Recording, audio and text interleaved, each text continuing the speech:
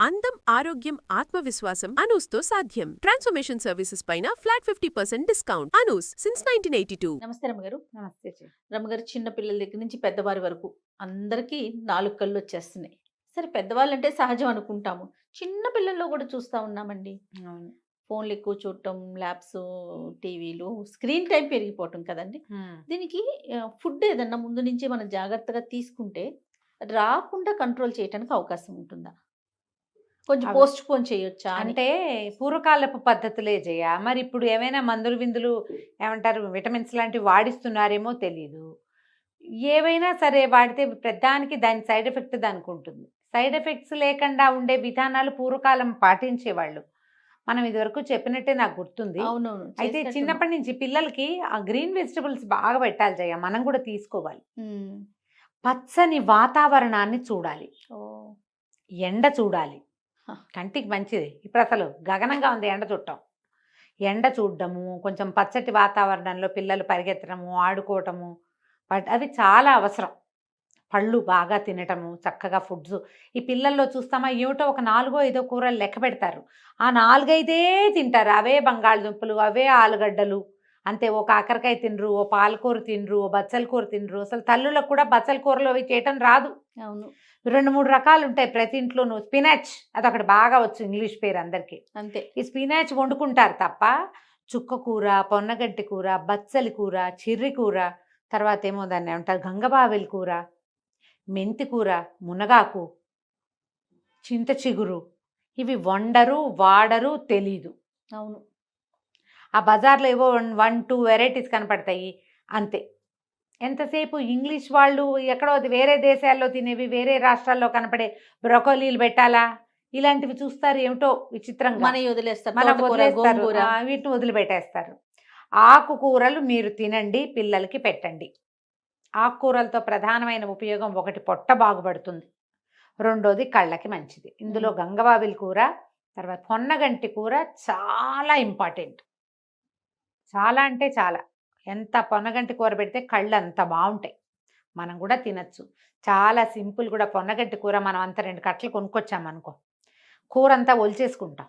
ఆ కాడలు కొంచెం ముదురుగా ఉన్నవి ఒక ఇంత కుండీలో గుచ్చితే 4వ రోజుకి చిగురు పెడతాయి చేయ. అవునండి. 4th డే శుభ్రంగా వచ్చేస్తాయి. ఇప్పుడంతా మొరింగా అని పౌడర్ మొరింగా వెనకాల పడ్డారు. అమెజాన్లో ఏది ఎమ్మని కొట్టామంటే అది మొరింగా ఇచ్చేస్తూ ఉంటుంది. అందరూ మొరింగా మీదే పడ్డారు. మొరింగా ఒరిజినల్ది గ్రీన్గా ఉండేది తీసుకోండి. డైరెక్ట్గా తీసుకోండి. డైరెక్ట్గా ఎంత తీసుకుంటే మొరింగా అంత మంచిది. ఎముకలకి మంచిది, కళ్ళకి మంచిది. మీరు ఏ ఆకుకూరైనా స్కిన్కి, పొట్టకి, కంటికి అది చేసే మేలు ఇంత అంతా కాదు. పొట్టలో రకరకాల సమస్యలు ఉంటాయి. మనకేమిటి ప్రధానమైంది డైజెషన్ ప్రాబ్లం ఒకటైతే, కాన్స్టిపేషన్ పెద్ద సమస్య. అవును. ఆకుకూరలు తినే వాళ్ళకి కాన్స్టిపేషన్ దగ్గర ఉండదు అసలు. తోటకూర లాంటివి రెగ్యులర్గా వారానికి 3 సార్లు తింటే యానల్ ఫిషర్స్ అవి వస్తాయి చూడు, మోషన్ టైట్గా అయ్యి, అవి కూడా పోతాయి జయ. పాత పద్ధతి. పీచున్న కూరలు తినాలి. అవి పొట్టకు అవసరం. ఈ కళ్ళకేమో ఇది పొన్నగంటి కూర. దీంతో పాటు మునగాకు ఒకటి.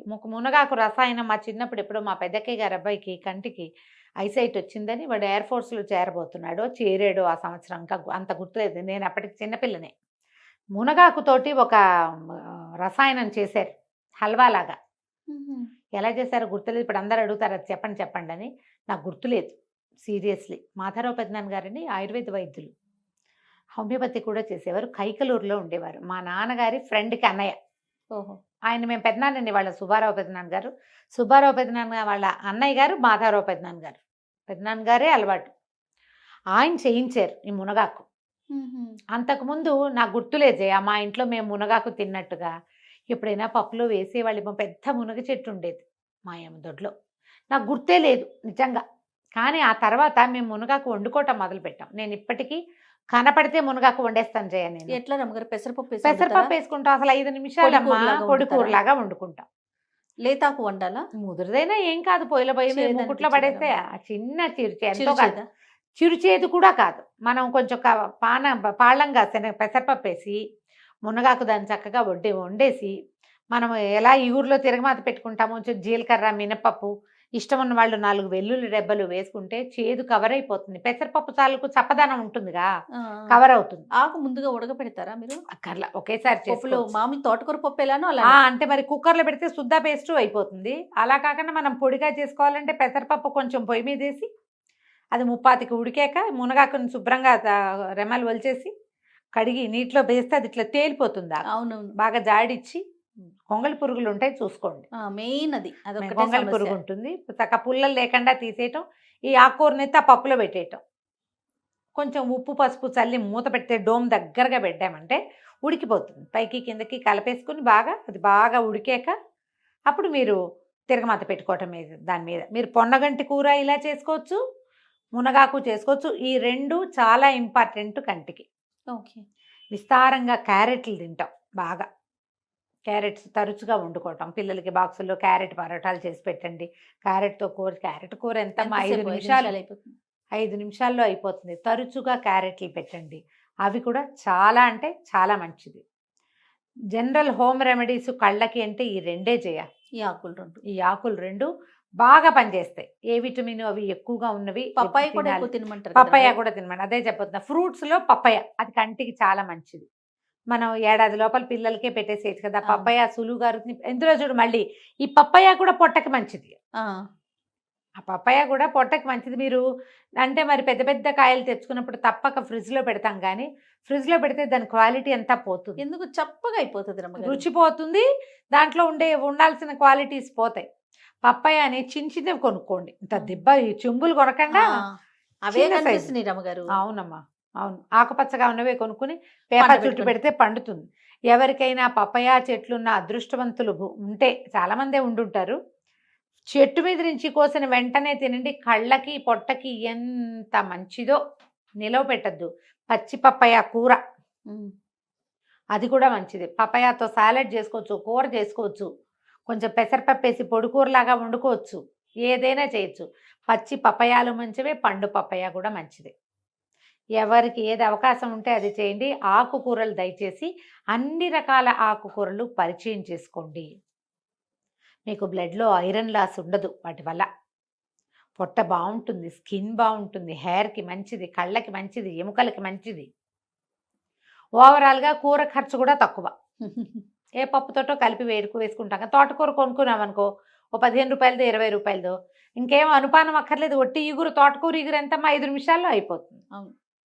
ఫ్రై అంటారు మా సచివతి వాళ్ళు, తోటకూర ఫ్రై చేసి అంటారు. ఫ్రై కాదు, ఫ్రై అంటే నూనె పోయాలి కాదు, ఇగురు పెట్టుకోవాలి. ఇంతే, నెయ్యి ఇంత, ఒక అంత అల్లం ముక్క సన్న ముక్కలు తరగండి. వెల్లుల్లిపాయలు వేసుకోదలుచుకుంటే వేసుకోండి, నేనైతే వేయను.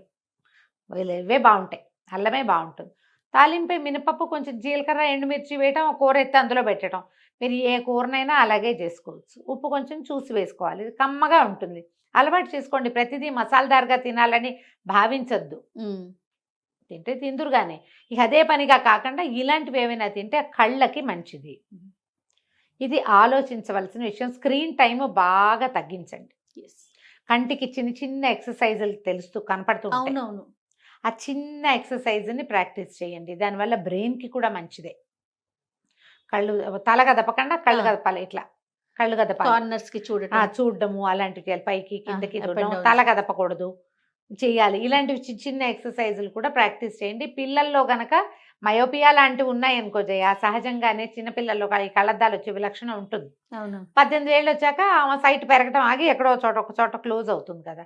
వీళ్ళకి ఇలాంటివి పెడితే విపరీతంగా పెరిగిపోయి ఇంతంత భూతద్దాలు రాకుండా ఉంటాయి. కాస్త కొంచెం నివారించవచ్చు. తరచుగా మునగాకు తినిపించండి. మునగాకు, పచ్చి మునగాకు కూడా కొంచెం ఇంత మునగాకుని కొద్దిగా బాగా నలిపి ఉండజేసి కొద్దిగా వెన్నతో కలిపి తింటే కళ్ళకి మంచిది. వెన్న ఉండాలి, ఫ్రెష్ వెన్న.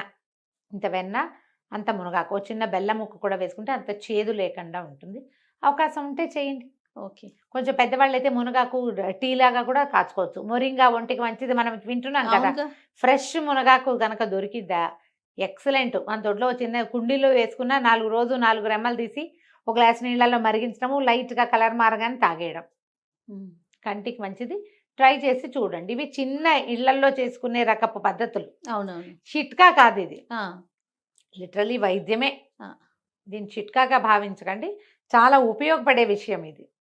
ఒక్క కంటికే కాదు, ఇప్పుడు మీరు చెప్పిన అన్నిటికీ మన మంచిది. శరీరంలో ఉన్న అన్ని అవయవాలకు ఉపయోగపడతాయి కదా.